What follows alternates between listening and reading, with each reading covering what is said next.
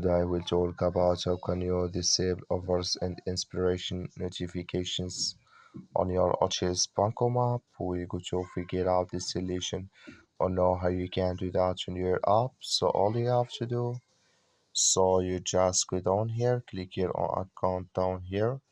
When you just click on account, it's going to take you to this list.